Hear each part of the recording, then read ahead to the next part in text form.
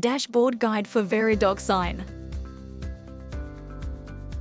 Log into your account and open the dashboard. In the first section, you can see the name of the item, the location of the item in the dashboard, the email of the person who created it, the date it was created, and lastly the file size. You can search for an envelope by going to the search bar. To add a new folder or create a new envelope, click on the plus button. You can also download or move an item to a new location by clicking the three dots right next to it. To access your recently viewed items, simply click on the Recently Viewed button located in the left sidebar.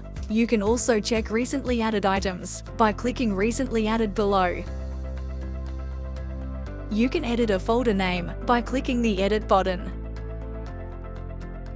After entering a new name, click on Update to save changes.